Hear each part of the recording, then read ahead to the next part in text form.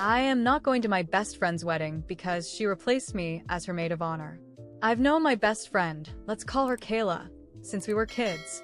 Our moms were long-term friends, so when they were having daughters at the same time, they basically forced us to be friends, which worked out because we love each other.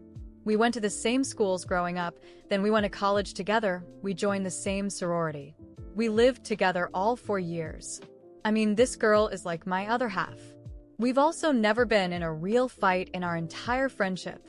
We've bickered before because we were tired about dumb stuff, but it's always been over the next day. I will say Kayla's fatal flaw is that she loves what's new and shiny.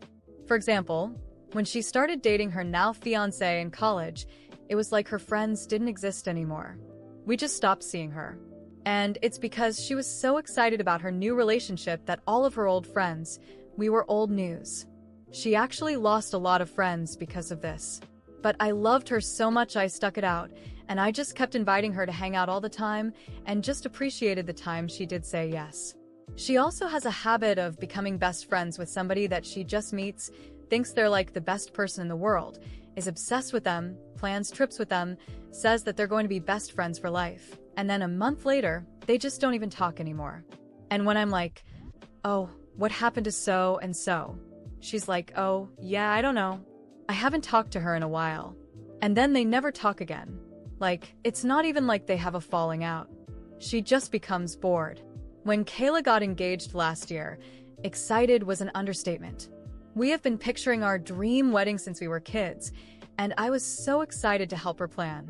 But another thing about Kayla, her vision is a lot bigger than her budget.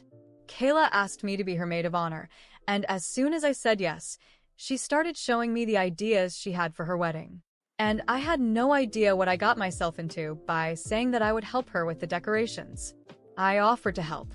I'm super crafty, and I knew that I could do a lot of those things for a lot less cost. And I even pitched in some of my own money for decorations that I was making because I love her, and I wanted her wedding to be exactly how she dreamed it to be. So yeah, I have put in countless sleepless nights and over $1,000 buying and making decorations for her wedding. From posters to balloon arch, literally everything. Here's where the problem starts. About 2 months ago, me and Kayla go to our friend's house party, and there we meet a new girl named Megan. Now, Megan was super cool, super nice, but for some reason, Kayla was obsessed with her. The whole way home, she was just talking about how amazing this girl was, how she's so smart, how she's so successful, how she, wants to be just like her. All of these things. Which I was like, oh, here we go. It's going to be a new month-long best friend. And I was right. Immediately, Kayla and Megan were hanging out all the time and never inviting me. I'm kind of like the person that's like, the more the merrier. I want my friends to all be friends with each other. So it was really weird to me when I would ask Kayla if she wanted to hang out on Thursday, and she was like, I'm already doing something with Megan. And I was like, oh, can I come? And she was like, no, it's kind of more of like a one-on-one thing. And slowly but surely, Kayla was taking longer and longer to respond to my texts. She wasn't answering my calls. She was always too busy, which, girl, you're not that busy. At first I chalked it up to the wedding, and that she was busy with that. But then I realized I was doing way more for her wedding than she was, and I still had time to hang out with her, and I really should all the time in the world to be hanging out with Megan. They were hanging out all the time because she was always posting it on her social media. Last week, I finally sat down with Kayla after literally not seeing her for almost a month, even though I was trying all the time. And this is because her wedding was literally a month away, and we need to go over some final logistics. But during this conversation, she's looking really nervous. And finally I'm like, girl, what is up with you? And she's like, I have to tell you something, but I don't want you to get upset, okay? And I was like, okay, what? And she goes, I've been thinking about it a lot. And I decided that I want Megan to be my maid of honor. And I was really taken aback. But at first I thought she meant joint maid of honors. And I was like, okay, that's fine, whatever. Whatever you want. And she was like, great. So you're okay just being a bridesmaid? I was like, wait, you're not talking about joint? You want me out, kicked out, just bump to the back of the line kick. And she was like, I love you so much, but, at this time, my life, I just feel like Megan is my best friend in the world. And I was like, your best friend in the world? She was like, yeah, I've hardly even seen you the last few months. I'm like, oh, really? Really? You know what? 'Cause I asked you to hang out, but you're always busy with Megan. And I guess maybe I've just been busy doing all of the decorations for your wedding. And she was like, yeah. And, I so appreciate that, and I love you. And that's why I'm so excited that you're going to be my wedding party. I was speechless. I was sitting there just dumbfounded. And, this girl has done this to me my whole life. She's always finding a new friend, replacing me for a few months, and then when she gets bored of that friend, comes back to old reliable. But I need to know my worth. I always say it with men, but I guess I've never said it with friends, and especially when it comes to Kayla. And I know this is petty, but I look her right in the eye and I say, honestly, I don't really want to go to a wedding that's going to have no decorations. And her face falls because she knows that at my apartment, that's where all of her decorations for her wedding are. I made 80% of the decorations for her wedding. So without the stuff that I spent money on and put hours and hours into, she's just, not really gonna have any decorations at all. She was like, oh my gosh, Kelsey, you would never do that to me. And I was like, well, I never thought that you would do this to me, but guess we're both mistaken today. Her entire family has been calling me nonstop about the decorations, not about what she did to me. No, they just really want these decorations. And I said, you can have them. You just have to pay for the costs that I spent on them plus the time that I put into them. I told them that now Megan's our maid of honor, so if she wants help with the decorations, that is not my responsibility anymore. Now the wedding is quickly approaching, and I am not budging. I'm not answering any of Kayla's calls or texts. Mostly because they're all about the decorations. She does not even care how much she hurt me. I love Kayla, but I'm not going to be her doormat anymore. I don't know. Maybe the holding the decorations hostage is a little much. Maybe I should just give them to her and let that be that. But I don't know. I spent so much time and money on those, and she just threw me to the side like I was nothing. So it just doesn't feel right. I stood firm in my decision. I wasn't going to hand over the decorations. Every penny, every sleepless hour, every detail I carefully crafted for Kayla's wedding, it all meant more than just party decorations. It was my time, my effort, my friendship, and I wasn't going to let her simply discard me like I was nothing and get away with it. In the first few days, the calls were relentless. Her mother called me crying, saying she couldn't believe I was doing this to Kayla. You're like a daughter to us, she said, and that hurt. It hurt because I really had always been treated like part of the family. I spent so many years at their house, helped through so many tough moments, stood by Kayla through every crisis, every fight with her parents, every moment of insecurity. And now, all of that seemed to have been erased because suddenly, I was the villain of the story. Her uncles, cousins, even her father, they all sent me messages or left voicemails, their tone heavy with disappointment. I listened to the messages and felt that familiar tight knot in my chest growing tighter and tighter. We've always welcomed you with open arms, they said. You've always been family, and now you do this to Kayla at the most important moment of her life? But no one, absolutely no one, asked how I felt. No one wanted to know how much it hurt to be replaced by a girl she had only known for a few months. No one cared about how devastated I was to realize that, to Kayla, I didn't mean as much as she meant to me. All they cared about were the decorations. To me, it was about principle. I couldn't just let this slide as if nothing had happened.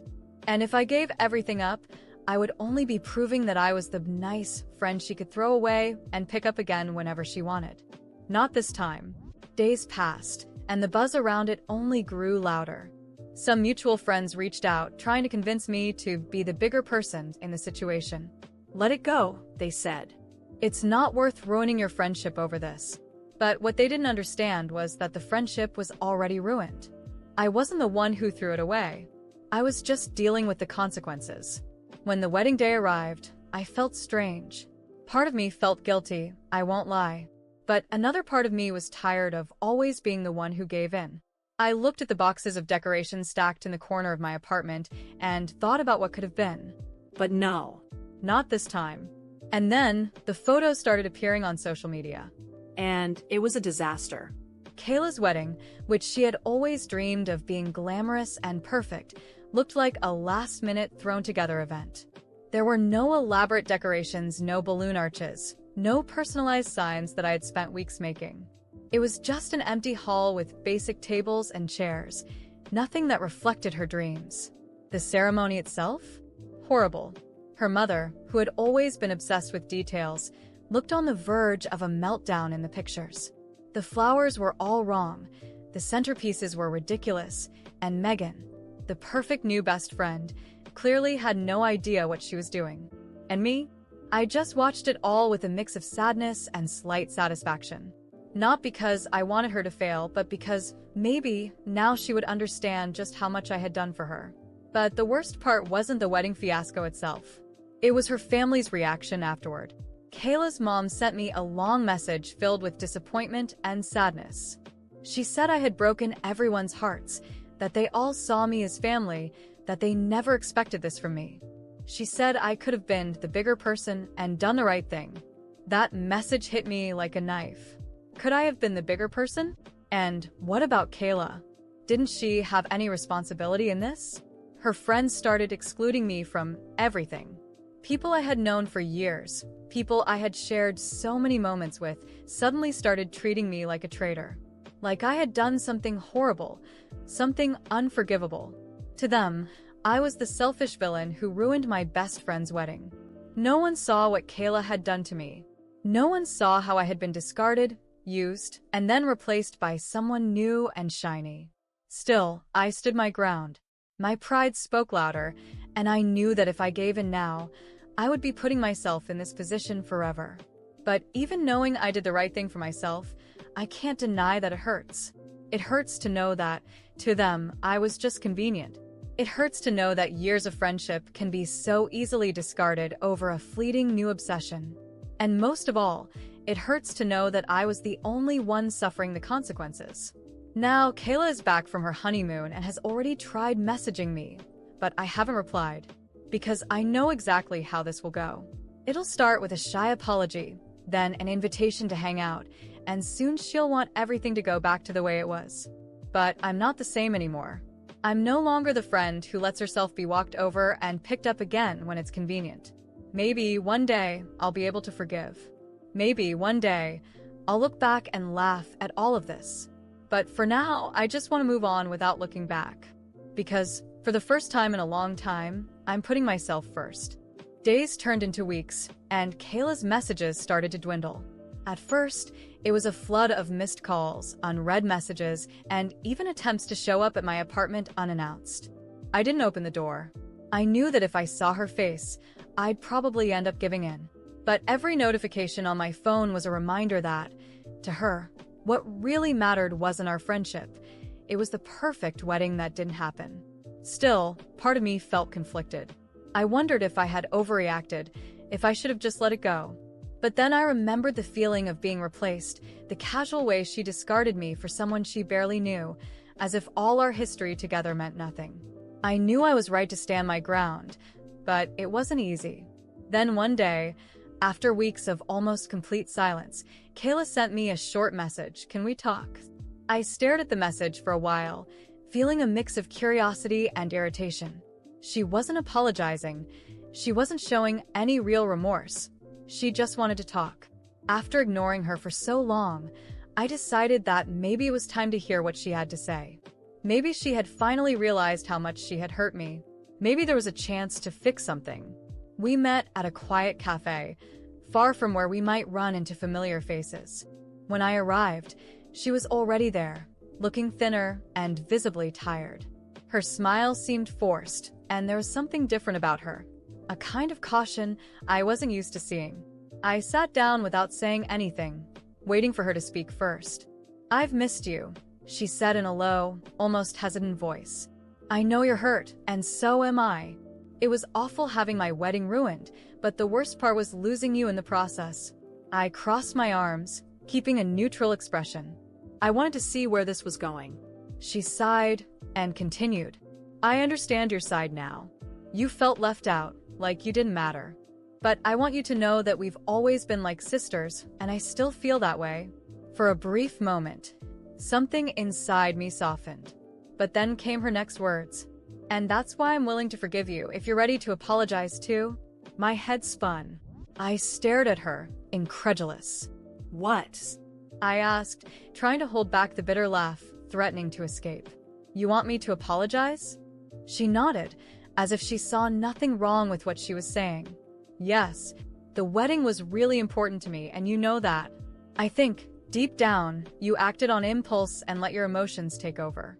I know you felt bad, but I think we both made mistakes. I shook my head slowly, feeling a mix of frustration and disappointment. Kayla, I have nothing to apologize for. I did everything for you. I spent my time, my money, my sleepless nights, and in the end, I was replaced like I was nothing. The only person who owes an apology here is you. Her eyes widened, surprised by my response. For a moment, I thought she might finally get it, but instead, her face hardened and her voice turned colder. I knew you'd react like this. You've always been so proud. I laughed, incredulous. Proud? No, Kayla. I've just learned to value myself. She stayed silent for a few seconds, nervously fidgeting with the edge of her coffee cup. So, is this it? She asked, her voice almost emotionless. I guess it is, I replied, standing up. You made your choice when you replaced me. I'm making mine now. She didn't say anything else, just looked at me like I was a stranger. And in that moment, I realized that maybe we had always been strangers to each other. I walked out of the cafe without looking back, feeling a weight lift off my shoulders, but also a strange emptiness in my chest. In the following days, her social media was full of photos with Megan. Traveling, going out, laughing, as if nothing had happened. It was like I had never existed in her life. Slowly, I realized that Kayla had completely erased me. Those photos were a constant reminder that I had been replaced, and there was no longer a place for me. Her family, who once treated me like a daughter, never reached out again. No messages from her mother, no invitations to Sunday lunches, nothing. To them, I was the villain in the story, the one who ruined sweet Kayla's wedding. I knew that even if I tried to explain, they would never understand my side. I had already been judged and condemned. As hard as it was to accept, I knew it was for the best. I didn't want to be part of a life where I was only seen as a convenient tool. I learned that some friendships, no matter how solid they seem, are built on convenience, and when that convenience ends, everything falls apart.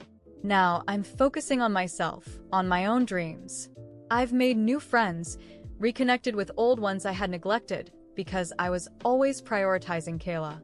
I discovered that there's so much more to life than being stuck in a one-sided friendship. And most importantly, I learned that I don't have to beg for a place in anyone's life. Kayla may have moved on with Megan, her new best friend, but I've moved on too. And honestly, I'm at peace with it.